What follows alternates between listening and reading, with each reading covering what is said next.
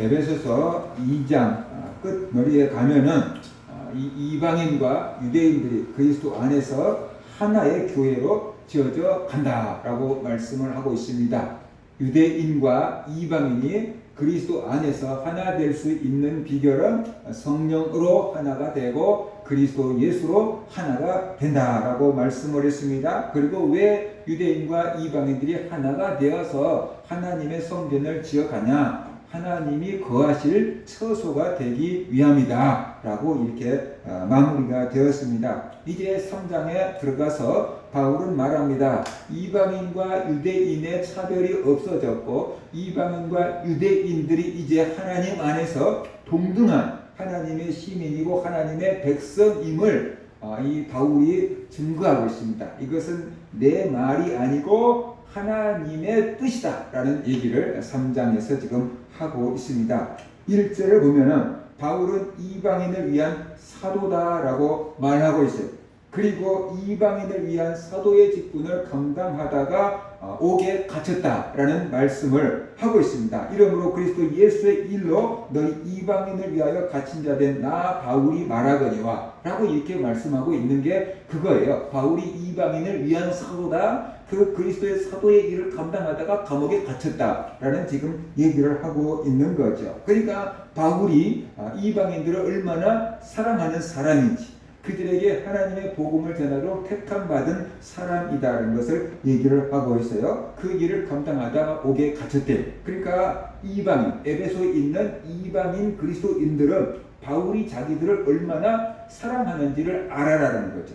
바울도 유대인이잖아요. 유대인들의 시각은 이방인에 대해서 어떻게 돼요? 할례도 받지 않은 사람, 어떻게 돼요? 조상 때부터 믿지 않은 이방인들 이렇게 취급을 하고 있다는 거예요. 근데 나는 절대 너희들을 그렇게 보지 않는다. 나는 너희들을 너무 사랑한다. 나는 너희들에게 그리스도 예수의 복음을 전하다가 옥에 갇히기도 했지 않냐. 지금 그 얘기를 하고 있어요. 그래서 바울이 이방인들을 향한 사랑, 그 진심을 알아주라는 것이고 그 다음에 바울이 전한 복음이 그만큼 진실하다. 나가 옥에 갇힐 정도로 진실된 복음이다. 내가 전한 복음을 그대로 믿으라 라는 지금 이야기를 하고 있는 겁니다. 그래서 우리는 이 바울이 전한 복음 그것이 무엇인지를 우리가 알아야 되죠. 2절과 4절을 보면은 바울은 하나님의 계시를 받았다라고 말하고 있어요. 하나님의 계시를 깨달았다라는 것이에요. 그러면 계시가 뭔가? 그 감추어져 있던 것을 열어서 보여주는 것, 그것이 계시다라는 거죠. 예를 들어서 우리가 보물찾기를 하면은 보물을 감춰놓은 사람은 어디가 있는지 아는데 찾는 사람 입장에서는 아무리 찾아도 안 보일 수 있잖아요. 그러면은 나중에 여기 있어 라고 여기 있는데 내가 못 봤네 라고 하는 거예요. 하나님이 감춰놨어요. 그래서 우리는 안 보여요. 그런데 어느 날 하나님께서 어떤 택한 사람에게 그것을 열어서 보여줬어요. 그러니까 이거구나 라고 깨달은 것, 바로 그것이 계시다 라는 것을 우리가 알 수 있어요. 바울은 하나님의 계시를 받았어요. 그래서 하나님의 비밀을 깨달았다 라고 말하고 있어요. 비밀이 뭡니까? 감춰놨으니까 비밀이죠. 근데 계시 열어서 보여주면 이제 어떻게 돼요? 더 이상 비밀이 아니죠. 다 깨달을 수 있게끔 되는 거다라는 것이에요. 그러면 바울이 계시로 깨달은 비밀이 뭔가? 그게 복음이에요. 복음. 바울이 깨달은 복음을 이미 편지에 써서 보냈다라고 말하고 있어요. 그래서 바울이 써서 보낸 그 편지를 자세하게 읽어보면은 바울이 깨달은 비밀이 뭔지, 바울이 깨달은 복음이 무엇인지 알 수 있을 거라고 말하고 있어요. 다시 말해서 바울은 하나님이 인류를 구원하려고 하시는 구원의 경륜, 구원의 계획, 구원의 비밀을 깨달았다는 것이, 하나님이니까 그냥 아무렇게나 마구대비로 일한다고 생각하면 안 돼요. 사람도 그냥 마구대비로 일하지 않아요. 다 계획을 갖고 일을 해요. 하물며 사람을 만드신 하나님이 아무 계획 없이 일하시지 않죠. 하나님이 다 계획을 가지고 지금 일하고 계시는 거예요. 그런데 그 계획을 사람이 알 수 없는데 하나님께서 바울에게 그 구원 계획을 알려주셨다는 거예요. 그래서 바울은 그 계시를 깨닫고 그 복음을 전했다. 편지로 써서 보냈다라고 지금 말씀을 하고 있는 거예요. 그러니까 예언의 은사를 받았다고 하는 사람들도 모든 것을 다 아는 건 아닙니다. 예언의 은사를 받았다고 해서 내가 당신에 대해서 다 알 수 있어 라고 말한 것은 거짓말입니다. 그것은 귀신 들린 사람입니다. 사입입니다. 그러니까 그런 사람들 말에 절대 듣고 겁먹을 필요 없습니다. 하나님이 예언의 은사를 주셔도 하나님께서 필요한 것만 볼 수 있게끔 열어두시는 거지 다 열어둔 게 아니다라는 것이에요. 그런데 이게 뭐 다 아는 것처럼 얘기한 사람은 교만해서 그런 것이고 사탄이 들어가서 그런 것이고 분별이 없어서 그렇게 속고 있는 거다라는 것을 우리가 알아야 돼요. 그래서 계시를 열어줘도 하나님께서 열어주신 것만큼 우리가 알 수 있는 거지 다 알 수 있는 것은 아니다. 그것을 우리가 알아야 돼요. 내가 지식이 있는 것만큼 깨달아지고 보이는 겁니다. 예를 들어서 저와 여러분에게 다이아몬드를 갖다 놓고 다이아몬드 여러 질의 다이아몬드를 갖다 놓고 마음에 드는 거 하나 골라 이럴 수 있잖아요. 그러면 우리 입장에서는 어떻게 돼요?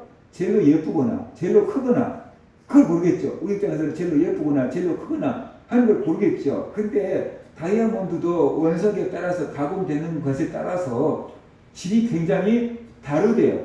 가격이 굉장히 다르대요. 쉽게 말해서 이렇게 교회에다가 은혜 받았다고 헌금했는데 다이아 반지를 빼서 막 헌금을 했는데 보석상에 가서 판매를 하니까 가격이 얼마 안 나오더래요.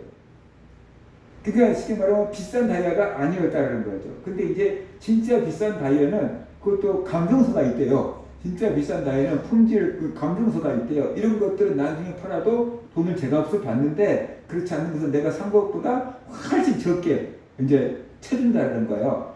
근데 우리 같은 사람 보석을 모르는 사람은 크면 줄 알 거 아니에요.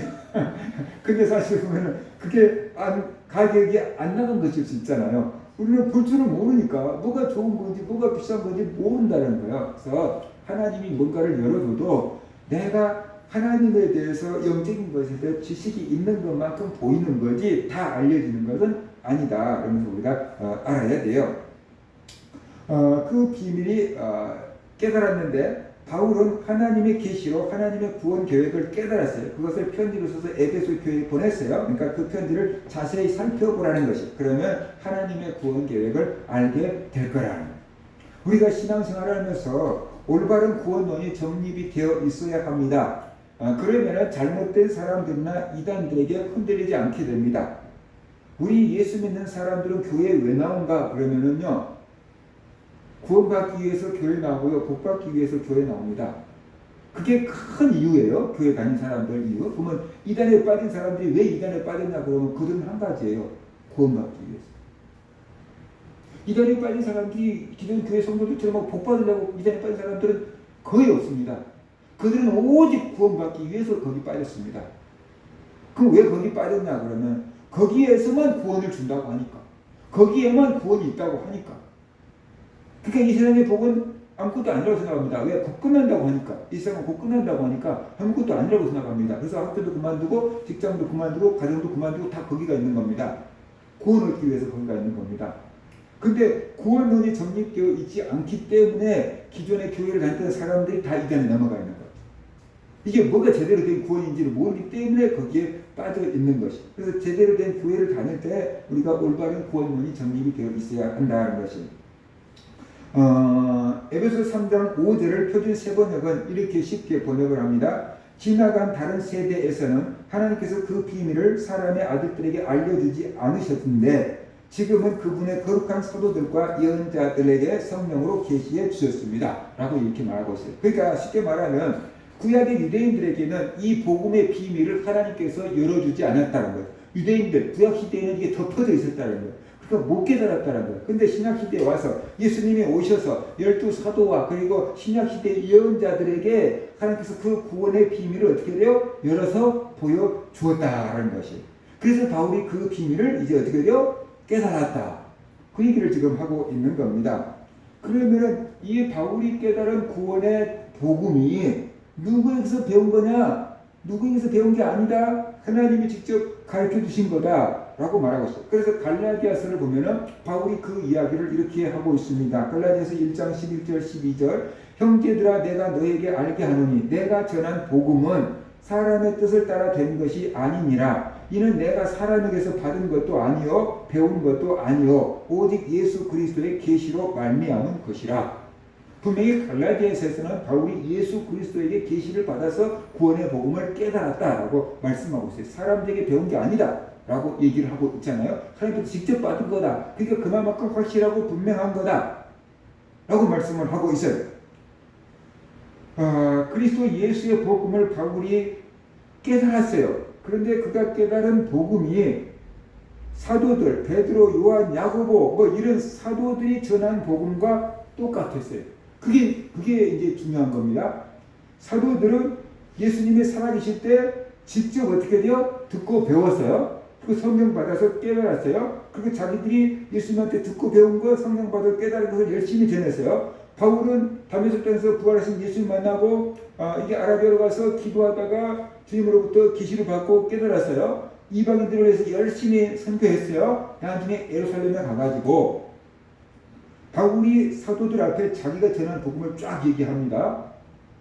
그런데 놀라운 것은 바울이 전한 복음과 예루살렘에 있는 사도들이 전한 복음이 똑같았다는 거예요. 똑같았다.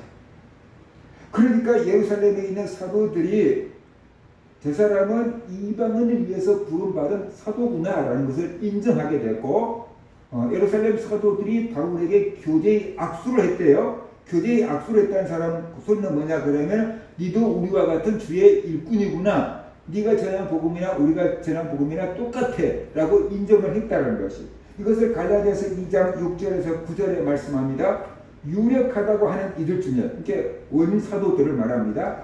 본래 어떤 이들이든지 내게 상관이 없으며 하나님은 사람을 외모로 취하지 아니하시나니 저 유력한 이들은 내게 의무를 더하여 준 것이 없고 도리어 그들은 내가 무할례자에게 이방인들에게 복음 전함을 받는 것이 베드로가 할례자에게 맡음과 같은 것을 보았고 베드로에게 역사하사 그를 할례자의 사도로 삼으시니가 또한 내게 바울에게 역사하사 나를 이방인의 사도로 삼으셨느니라. 또 기둥같이 여기는 야고보와 게바와 요한도 내게 주신 은혜를 알므로 나와 바나바에게 친구의 악수를 하였으니 우리는 이방인에게로 그들은 할례자에게로 가게 하려 함이라. 그러니까 예루살렘에 있었던 예수님의 동생 야고보와 베드로와 요한 이런 사람들이 바울이 전한 복음을 다 들어보고 네가 전한 복음이나 우리가 전한 복음이나 똑같아 그런 거예요. 그리고 너는 이방인들에 가서 전하라, 우리는 유대인에게 가서 전할게. 그렇게 교제의 악수를 했다는 거예요. 사도들이 바울의 복음을 인정했다라는 것이 바울이 하나님께 받은 복음이 자기들이 예수께 받은 복음과 똑같다라고 인정을 했다라는 것이 여기서 우리가 짚고 넘어가야 될 것이 있어요. 하나님께 계시를 받았다고 하는 사람들이 많아요. 이단들이 다 그래요. 자기가 하나님께 직접 받았대요. 그러니까 이단들이 뭐라고 하냐면 니네 교회 목사님은 신학교에서 배워서 하지 우리 교회 교주는 하나님께 직접 받아서 가르친다? 이런 거예요. 그러니까 하나님께 직접 받아서 가르치는 게 더 맞다 이런 식으로 생각하는 거예요. 그래서 사이비 이단 교주들은 다 자기들이 하나님께 계시를 받아서 가르친다라고 얘기해. 신학교를 다닌 적이 없으니까. 그런데 문제는 이거예요. 자기가 하나님께 계시를 받았다고 하면은 우리가 그 사람들의 말을 다 믿어야 되느냐라는 거죠. 이 사람도 하나님께 계시를 받았다, 저 사람도 하나님께 계시를 받았다라고 해요. 그러면은 우리가 이 사람도 말도 믿고 저 사람도 말 믿고 다 믿어줘야 되느냐는 거죠. 우리는 어떻게 돼요? 분별을 해야 될 거 아니에요. 진짜 저 사람이 하나님께로부터 계시를 받은 건지 마귀의 계시를 받은 건지 우리가 분별을 해야 되잖아요. 그래서 맞으면 믿고 따르지만 틀리면은 거절해야 되는 거잖아요. 그걸 어떻게 분별합니까? 자, 당신이 받은 계시가 뭡니까? 그리고 들어보는 거죠. 굳이 이단한테 가서 들어보지 않아도 돼요. 이미 다 책자에 나왔고 인터넷 다 나와 있으니까 딱 보면 알아요. 저 이단이 뭘 가르치는가를 보는 거예요. 근데 그 이단이 계시를 받았다고 가르치는 것이 사도들, 예수님 말씀과 똑같으면 제대로 받은 거죠. 그동안 2000년 교회에서 이것저것 안 나와본 새가 없겠죠. 2000년 기독교에서 가르쳐 주는 것하고 똑같으면 그들이 받은 계시가 올바른 거예요. 그런데 사도들이 가르쳐 준 것과 예수님이 가르쳐 준 것과 2000년 기독교에서 전해온 것하고 다르면 어떻게 돼요? 그러면 2000년 기독교가 틀렸든지 그 사람이 계시 받았다고 한 사람이 틀렸든지 둘 중 하나잖아요. 자, 그러면 2000년 동안 쭉 온갖 핍박과 방해 가운데서 점검을 해갖고 온 기독교 역사가 틀렸다고 하는 것이 옳은지 아니면 이제 저 사람이 계시 받았다고 한 사람이 틀렸다고 하는 것이 옳은 것인지를 생각해 보라는 거예요. 저 사람 혼자 계시 받았다고 하는 것이 틀린 거예요. 절에 있다가 예수 믿고 교회로 돌아온 사람들이 있어요. 근데 그들이 막 은혜를 받아고 막 계시를 받아요. 그리고 하나님께서 자기에게 이런 말씀을 주셨다고 막 해요. 그런데 예수 믿는 사람을 들어보면요, 다 성경에 있는 얘기를 해요. 자기네 처음 들어보니까 너무 신기하니까 하나님 나에게 이렇게 말씀하셨다고 막 하는데 성경에 다 있는 얘기예요. 그 소리는 어떻게 돼요? 그 사람이 제대로 받았다는 뜻이죠. 제대로 응답을 받았다는 뜻이죠. 근데 잘못된 소리를 하면, 잘못된 해석을 하면은 그게 틀린 거잖아요. 그렇게 오늘날 이단들은 다 자기가 하나님께 직접 계시를 받았다고 얘기하고 주장하고 그 사람들한테 그렇게 얘기를 한 겁니다. 그런데 그 모 이단이 가르친 교리, 핵심 교리가 그 전에 있던 선배 이단의 교리다 라고 누군가가, 이단 전문가가 얘기를 한 거예요. 그거 그 사람이 계시받은 거 아니야. 그 전에 있던 선배 이단이 외쳤던 소리야 라고 한 거예요. 그쪽에서 얼마나 자존심 상합니까? 아니 우리 교주가 받은 건데 왜 선배 이단 얘기를 해? 이단이 이단을 낳고 뭐 이렇게 얘기하니까 그래서 법정에 고소했어요. 그래서 대법원까지 갔어요. 대법원에서 두 이단들의 교리를 딱 놓고 대법원 판사가 판결을 내린 거예요. 이 사람은 선배 이단의 교리를 가져온 게 맞다. 그렇게 했어요. 내가 믿던 이단이라고 말은 하지 않겠지만. 그러니까 이단은 이단을 낳는 거예요. 이단이 자기가 하나님께 계시를 받았다고 하는데 그게 하나님께 진짜 계시를 받은 게 아니고 선배 이단한테 배운 소리를 계시를 받았다고 헛소리를 하고 있는 거예요. 사람들을 속이고 있는 거예요. 우리나라 그 이단의 원조한테서 쭉 흘러내려온 계보, 족보가 있는 거예요. 거기서 배웠기 때문에 그 이단 소리를 하는 거예요. 근데 사람들이 모르니까 자기가 계시를 받았다고 헛소리를 하는 거예요. 근데 선배 이단도 했던 얘기들이 책에 다 설교집에 다 들어있잖아요. 이단 전문가들은 그걸 다 갖고 있어요. 그 법정에 가서 싹 다 증거제를 내는 거예요. 그거 맞네. 선배 이단이 외쳤던 뭐 이 사람이 그대로 앵무새처럼 따라한 게 맞네. 그 법정에서 이 사람 무죄. 저 사람 선배 이단을 갖고 외친다고 하는 걸 무죄 처리 내린 거예요. 그러니까 이단들은 다 거짓말합니다. 선배 이단한테 배운 얘기를 또 하면서 자기가 계시받았다고 거짓말을 하는 겁니다. 그리고 가끔씩 계시받았다고 하는 사람들이 하는 얘기가 성경에 있는 내용과 2000년 동안 기독교에서 해온 내용과 일치가 되거든. 오, 제대로 하나님을 만났나 보네. 이렇게 이해를 하게 되는 거예요. 근데 틀리면은 뭔가 잘못됐구나. 우리가 이해를 하고 그 사람들의 말을 들으면은 안 된다 하는 것을 우리가 알아야 돼. 자, 그러면 하나님께서 바울에게 주신 구원의 비밀이 뭡니까? 6절 보면은 이렇게 말씀을 하고 있습니다. 이는 이방인들이 복음으로 말미암아 그리스도 예수 안에서 함께 상속자가 되고 함께 지체가 되고 함께 약속에 참여한 자가 되리라. 이거예요. 바울이 깨달은 복음의 비밀이 예수 그리스도 안에서 이방인들이 함께 상속자가 되고 함께 지체가 되고 함께 약속에 참여한 자가 된다.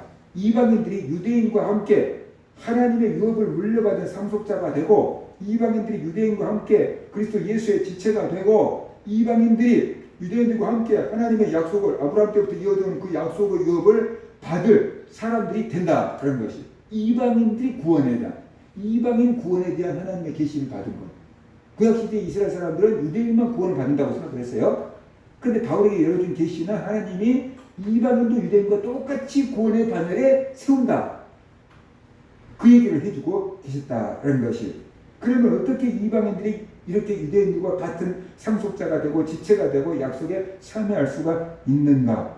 복음으로 말미암아 그리스도 예수 안에서 그렇게 된다라고 말씀을 하고 있습니다. 그러니까 복음이 뭡니까? 하나님의 아들이신 예수님이 우리를 구원하러 이 땅에 오셨다는 거죠. 그것도 우리와 같은 사람으로 오셨다. 우리가 알고 있는 요한복음 3장 16절에서 하나님의 세상을 이처럼 사랑하사 독생자를 주셨으니 이는 그를 믿는 자마다 멸망하지 않고 어떻게 돼요? 영생을 얻게 하려 하심이라 그랬잖아요. 그 다음에 아무 죄도 없으신 예수님이 우리 죄를 지고 우리 대신 십자가에서 죽어줬다는 거예요.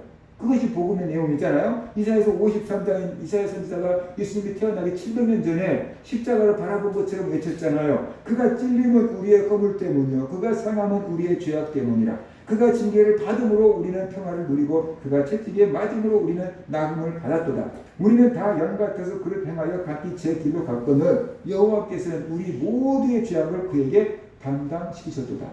하나님은 우리가 지금 모든 죄악을 다 예수님에게 지었다라는 짐을 지었다. 그래서 예수님께서 그 죄의 짐을 지고 갔다.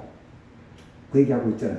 마태복음 26장 27절 28절 보면 또 잔을 가지사 감사 기도하시고 그들에게 주시며 이르시되 너희가 다 이것을 마시라. 이것은 죄 사함을 얻게 하려고 많은 사람을 위하여 흘리는 바 나의 피 곧 언약의 피니라. 그렇게 말씀하셨어요. 예수님께서 성찬식을 하면서 포도주잔을 주면서 마시라. 이것은 많은 사람을 위해서 흘리는 바 나의 피다. 죄의 사함을 얻게 하려고 하는 나의 피다라고 말씀하셨잖아요. 예수님이 우리를 위해서 대신 죽어주셨다는 거죠. 그뿐만 아니라 예수님이 죽은 지 3일 만에 다시 살아나셨다. 로마서 10장 9절 네가 만일 네 입으로 예수를 주로 시인하면 또 하나님께서 그를 죽은 자 가운데서 살리신 것을 네 마음에 믿으면 구원을 받으리니 그랬잖아요. 그래서 예수님이 죽음을 이고 3일 만에 다시 살아나신 것을 믿으면 구원을 받습니다. 이 예수님은 나의 구주로 믿을 때 나의 모든 죄를 용서받고 구원을 받게 됩니다. 예수님을 믿을 때 내가 영적으로 이스라엘이 됩니다. 아브라함의 후손이 됩니다. 예수님을 믿을 때 하나님의 나라를 유업으로 받는 하나님의 상속자가 됩니다. 생각을 해보세요. 제가 죽으면 제 딸들이 제 유산을 물려받는 상속자가 되겠지요. 그런데 제가 죽으면 상속시켜줄 재산이 많이 있을까요? 없을까요? 많이 없죠. 아주 없는 건 아니야. 몇천 원이라도 가겠지. 많이 없는 건 아니야. 있겠지요. 근데 재벌이, 우리나라 재벌이 죽었잖아요. 그 재벌이 죽으니까 자손한테 상속 유산, 상속 재산이 어떻게 돼요? 엄청나게 나갔죠. 그러니까 상속받은 사람은 상속받은 거에 대한 또 상속세, 세금을 내야 되잖아요. 현금이 없어서 세금을 못 낼 정도로 어마어마한 상속을 유산으로 받잖아요. 세상에서 재벌 자식만 해도 상속받을 유산이 엄청나요. 그런데 온 세상을 만드신 하나님의 자손이 돼가지고 하나님이 돌아가셔서 상속을 해주는 것은 아니지만 하나님께서 천국에 가면 우리에게 상속을 해주신다는 게 뭐냐면 하나님의 나라를 우리가 쓸 수 있게끔 해주신다는 거예요. 하나님의 나라를 살 수 있게끔 준비를 해준다는 거예요. 그러면 그것이 얼마나 어마어마하겠느냐는 거예요. 생각을 해보세요. 얼마나 어마어마. 하나님은 우리에게 줄 때 째째하게 14평짜리 하나 주면서 여기서 살아라. 예화를 든다면 그것이 분이냐. 여러분이 재벌이라 그러면은 여러분 아들, 딸이 결혼을 하는데 단칸방에서 시작해. 그러겠어요? 너 돈 있는데 여러분이 해줄 수 있는 최대한 좋은 데 여기서 시작해. 그러지 않겠어요? 우리 하나님이 째째한 분이 아니다라는 거죠. 우리가 하나님 나라의 상속자다. 상속자. 예수를 믿음으로 그 엄청난 은혜가 우리에게 주어져 있다는 것. 사실 이것은 우리가 천국 가서 누릴 수 있는 것이지만 이 땅에서도 누릴 수 있는 것입니다. 우리가 죽어서도 하나님의 자녀이지만 지금도 하나님의 자녀예요. 우리 영혼이 거듭나서. 그런데 왜 나는 이렇게 째째하게 살아야 됩니까?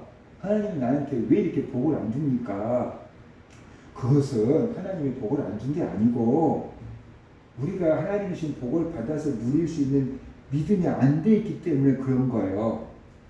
우리가 믿음이 안 돼 있어서 하나님의 것을 끌어다가 쓰지를 못한다는 것입니다. 예를 들어서 생각을 해봅시다. 제가 서희한테 오늘 밖에 나가서 마음껏 먹고 마음껏 쓰고 마음껏 놀다가 와. 그러면서 아빠 카드를 딱 줬어요. 그러면 서희가 아빠 경제 수준을 알까요? 모를까요? 알죠. 우리 아빠가 재벌이 아니라는 거 알아. 그러니까 우리가 한 100만 원 써버리면 아빠는 기절할걸? 이렇게 생각하겠죠. 그래서 자기들이 그냥 밥 먹고 쇼핑한다고 해봤자 몇십만 원? 몇십만 원도 못 쓸 수 있어요. 그죠? 몇만 원 쓰고 올 수도 있어요. 그죠? 아빠 생각한다고. 몇십만 원도 못 쓰고 몇만 원 써갖고 아빠 몇만 원 썼어요. 라고 올 수도 있어요. 근데 만약에 재벌 회장님이 자기 아들한테 야! 여자친구 생겼다며 그럼 빨리 먹고 데이트하고 그래. 그럼 딱 아보카도 딱 줬어요. 그러면 재벌 아들이 가고 여자친구하고 만나고 데이트할 때 몇천 원짜리 짜장면 먹겠습니까? 라면 끓여 먹겠습니까? 자기가 몇십만 원 썼다고 부들부들 카드 내면서 부들부들 떨면서 몇십만 원짜리 뭐 선물 결제해주면서 막 그렇게 부들부들 떨까요?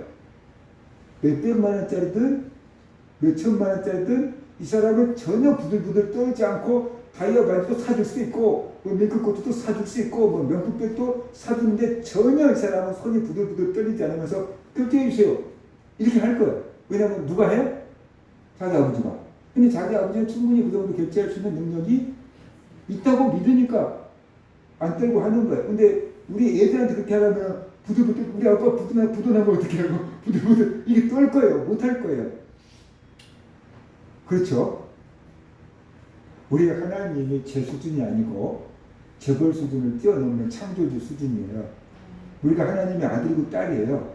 근데 우리가 하나님 것을 갖다가 쓰라고 그러는데 그 하나님의 것을 갖다가 쓰는 것이 기도고 믿음이고 하나님의 일을 위해서 쓰면 되는 거잖아요.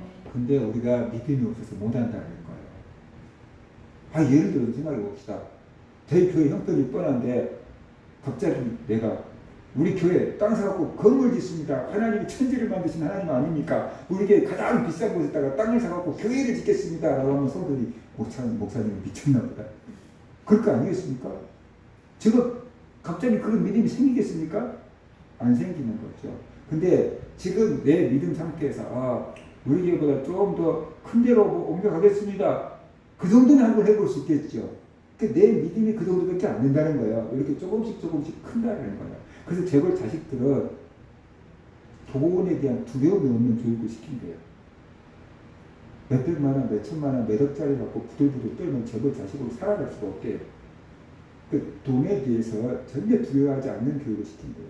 근데 우리들은 애기들부터 아껴야 돼. 이런 교육을 시키잖아요. 그러니까 믿음이 그쪽으로 뭐 배포가 생기지가 않는다는 거죠. 하나님이 우리에게 천국에 가서 복을 주지만 그때만 복을 주는 게 아니고 이 땅에서도 하나님은 복을 주기를 원하셔요. 그런데 내가 합당하게 하나님께 돈을 요구하라고 말이죠. 내가 합당하게 꿈을 꾸고 노력하면서 하나님 필요합니다 라고 일을 저지르면은 하나님이 해주시는데 그것이 하나님 보시기에 오케이 날 만큼 합당한 일을 안 한다는 것이고 하나님 보시기에 그렇게 배포 있게끔 믿음으로 우리가 못 나간다는 것이에요. 믿음이 없어서 못 쓰는 거예요. 내가 카드를 줬는데 예를 들어 우리 애들이 한 5만 원 써봤다면 내가 뭐라고 그것밖에 안 썼냐? 그럴 수도 있어요. 10만 원도 쓰지 5만 원밖에 못 썼냐? 그것밖에 못 썼냐? 그럴 수 있어요. 근데 재벌들은 그 정도 수준이 아닌 거예요. 하나님도 우리가 쓰면은 결제해 줄 수 있는 능력이 있다는 거예요. 우리가 하나님의 일을 위해서 주의 일을 위해서 쓰면은 결제해 주실 수 있는 결제권이 하나님께 있다는 거예요. 근데 우리가 없다고 하나님을 보지 않고 내 호주머니를 보니까 두려워서 부들부들 떨고 못하는 거예요. 그러면 두려워서 부들부들 떨고 못하는 이유가 뭐냐 그러면 재정에 대해서 내 믿음이 그만큼밖에 안 되기 때문에 그런 거예요. 내 믿음이 적으니까 그런 거예요. 저를 비롯해서 다. 내 믿음 사이즈가 그 정도야. 재물에 대해서는. 다른 것에 대해서는 믿음이 있을 수 있어요. 근데 재물에 대해서는 내 믿음이 그 정도 사이즈니까 그 정도는 그러다 쓰는 거예요.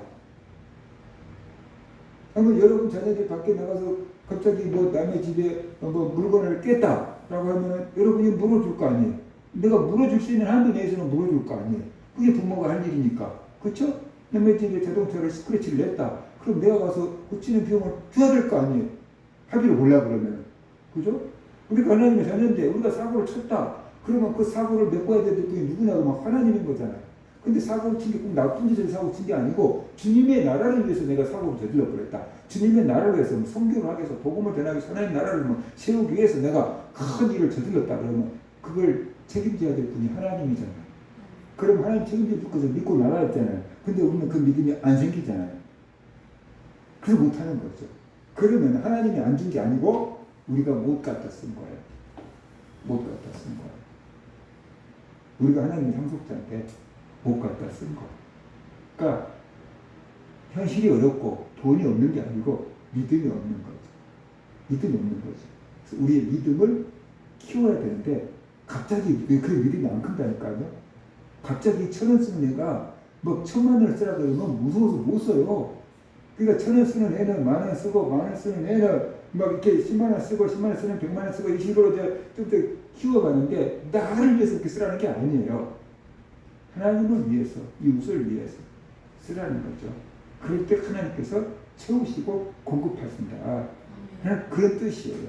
이제부터 목사님이 마음껏 갖다 쓰라겠다 하고 가고 오늘부터 가고 막 명품병을 사재기 시작하고 홍역병을 막 하기 시작하고 부도나요. 그 나를 위해서 그러는 게 아니고 하나님을 위해서, 하나님 보시기에 합당하고 타당한 일을 하면서 하나님 위해서 쓰면은 하나님이 알 수 없는 방법으로 채우시고 공급하신다는 거예요. 그러니까 내가 지금 할 수 있는 것만 하지 말고 내가 할 수 있는 것보다 조금 더 큰 일을 계획하고 하라는 거죠. 그래서 그게 해결되면은 되네? 그 다음에서 거기서 조금 더 큰 일을 계획하고 시도해보고 이것도 되네? 그러면서 믿음에 키워가는 그 노력이 우리에게 필요하다라는 것이 우리가 하나님의 후사이기 때문에 그런 거예요. 그래서 하나님이 책임진다는 것입니다. 그래서 오늘 본문을 통해서 우리에게 주신 게 뭐냐면 유대인이나 이방인이나 똑같이 하나님의 백성이고 하나님의 상속자고 하나님의 지체고 하나님의 약속을 유업으로 물려받는다라고 바울이 말했는데 그것이 바울의 말이 아닌 하나님의 계획이다. 하나님의 구원 계획, 이방인을 구원하기 위한 하나님의 계획이다라는 것이에요. 그러니까 예수 그리스도를 믿으면은 유대인이든 이방인이든 똑같이 구원을 받는 하나님의 자녀가 된다. 구원은 오직 예수 그리스도를 통해서 온다. 이 단체에서 주고 저 단체에서 주는 게 아니다. 사이비 이단 교주만 주는 게 아니다. 구원은 누구든지 예수 그리스도를 믿기만 하면 받는 거다. 라는 것을 알아야 돼요. 그래서 내가 예수를 믿음으로 구원을 받았음을 알고 내가 하나님의 자녀가 상속자가 되었음을 믿고 이제 그 상속자로서 권위를 행사하면서 사는 것은 우리의 믿음이다. 기도다. 기도하고 행동할 때에 하나님께서 그것을 책임져 주신다. 그런 믿음을 가지고 사는 성도들 되시기를 주의 이름으로 축원합니다. 그 말씀 붙잡고 같이